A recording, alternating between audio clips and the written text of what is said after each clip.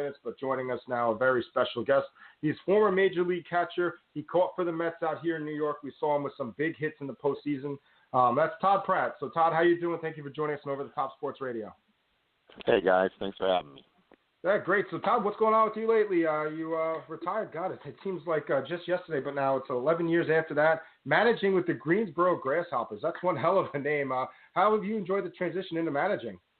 Oh, it was great. I did run a small college program here outside of Atlanta and actually became the athletic director there, but I got a call from the Marlins last winter, and I took a leap of faith, and it was great. It was great. It was actually kind of a reunion with the Grasshoppers, or the Greensboro affiliate.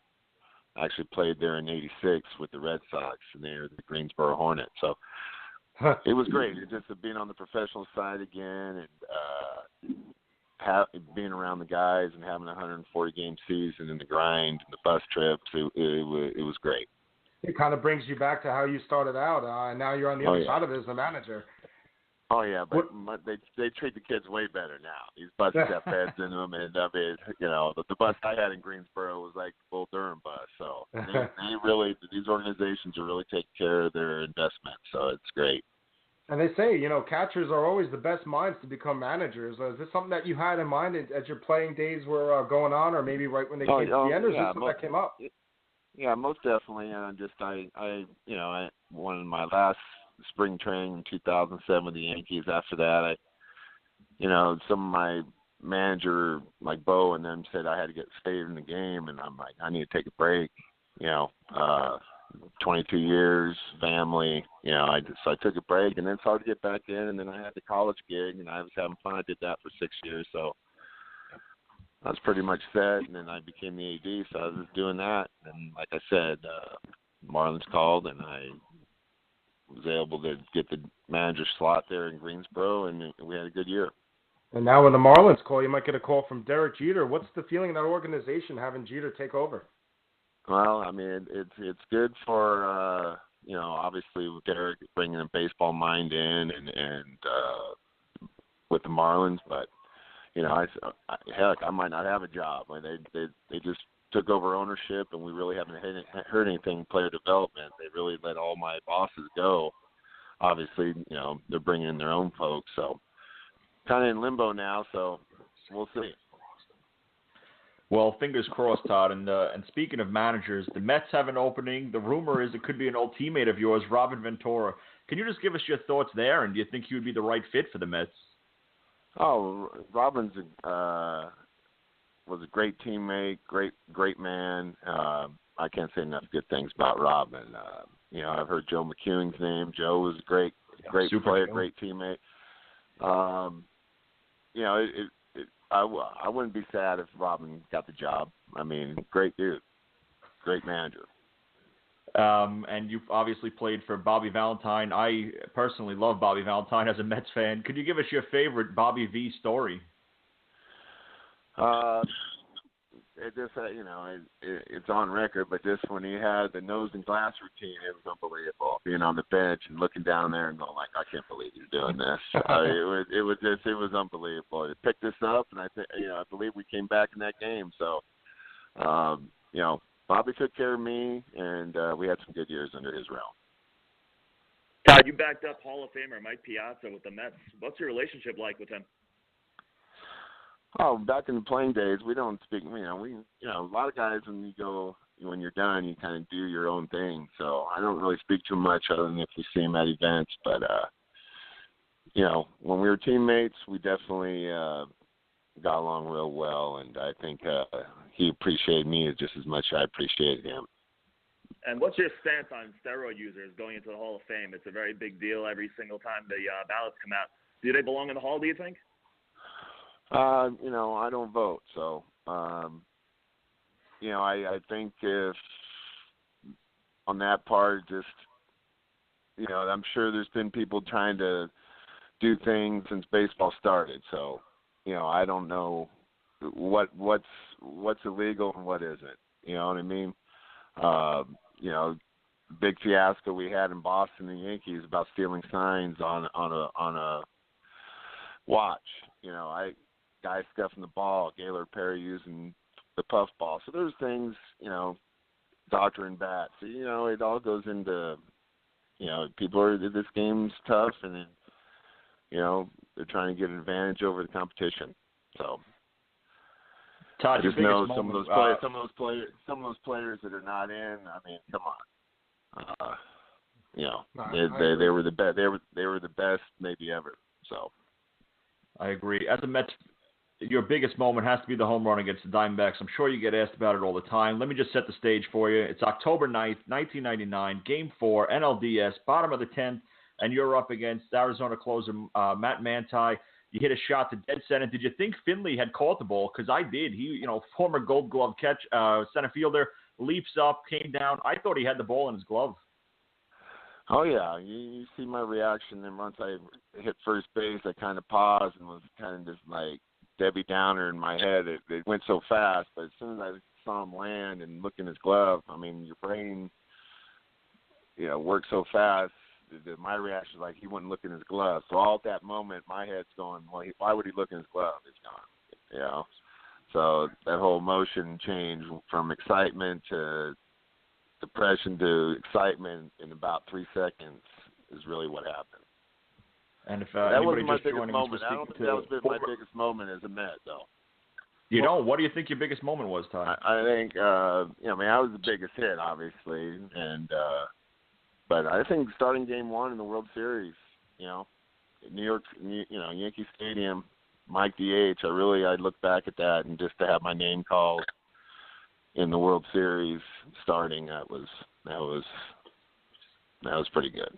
What was that Subway Series like for you guys as the players? Because I remember just the fans. I mean, you don't get that. I'm sure you guys felt it, all the feels already for the Subway Series, but to be Mets, Yankees, that was your biggest moment in your career. What was that like just to go through it? I know, unfortunately, you guys lost, but just to be part of it. No, just amazing. I mean, I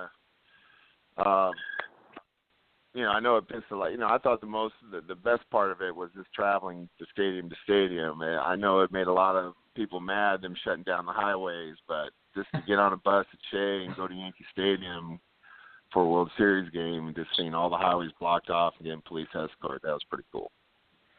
And speaking with Todd Pratt here on Over the Top Sports, Todd, have you been watching the playoffs, and what do you think of the 4 remaining teams, and who's your pick here for the World Series?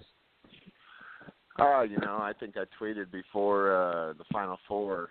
I'd love to see Dodger Yankees. Growing up in Chula Vista, California, just south of San Diego, I was a Dodger fan. And back in the days with Reggie and the Dodgers, I mean, it was just I just have reminisced that, and I would like to see that this year. Don't know, but all the clubs are good, so. But I'd love to see a Dodger Yankee series.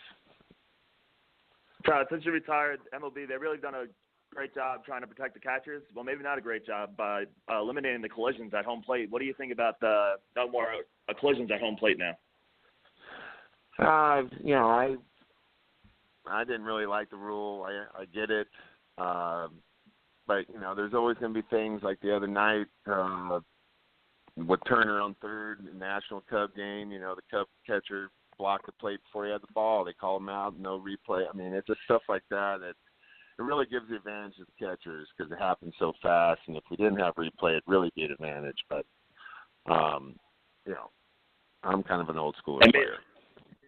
Yeah, I'm with you. And maybe Greg Bird could have used the collision last night to get a run on the board for the Yankees. Brian McCann, another ex-teammate of mine, did great. I mean, that was when baseball writes it up, that's how it's supposed to happen. But in the old school, there would have been a little more action there. McCann slid over more. I want to ask you about a little incident that happened in 1999 between Luis Lopez and Ray Ordonez on the bus. Ordonez needed 6 stitches. What exactly happened that caused this bus fight? I'll be honest with you, I don't even remember that. I don't know if it was on my bus or not, so I have nothing to say on that one. I might have been on the other bus, so I don't. Those 2 guys were best friends, so I don't know what happened. That's a long time. I mean, really, that was kind of nothing that. Yeah, I remember lot more things than that. So I remember, Danny Jackson with the Phillies busting his head on the plane trying to headbutt the luggage rack because it's all fired up. I remember that more than I remember that when you said something about Louis and Ray, I was like, what happened there? And then now you mentioned the 6 stitches. I don't really know what happened there. I don't think I was on the bus, so I can't say anything. Well, Todd, you're getting questions from a couple of Mets fans. I'm actually a big Braves fan, so I remember you came to Atlanta 2006 playing for Bobby Cox. Happened to be your last year of the career, but also the first year that they didn't win. You guys didn't win the division. Just real quick, what was it like playing for Bobby Cox, playing in Atlanta with guys like Chipper, and you saw young guys like Brian McCann coming up? I mean, you were a catcher at the end of his career, and Brian McCann was at the beginning still. What was that like playing in Atlanta? It was nice. Bobby Cox, I was lucky to play with a lot of great managers. Larry Boa, Jim Scosi, Charlie Manuel, Bobby Valentine, Bobby Cox. Bobby, they all, especially the way I manage now is I just take a little bit from all of them. But Bobby was, I was grateful I got to play for Bobby a year. Yeah, well, and we're grateful that you were able to come on and give us a few minutes today.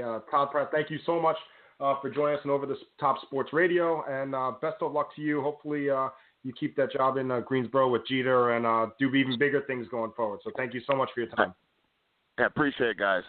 Yeah, thank you. Todd Pratt, former Major League Baseball catcher, joining us for a few minutes on Over the Top Sports Radio.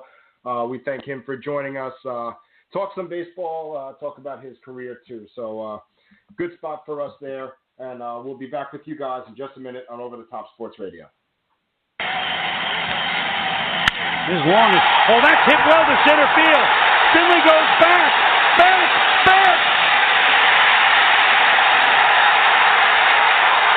It's over.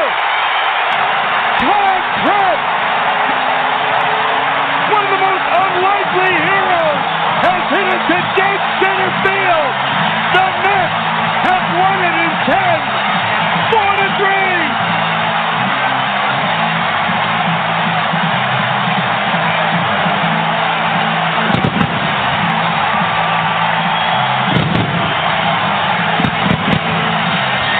Ball deep to center field. Back goes Finley, going back. Warning track at the wall. Jumping, and it's out of here.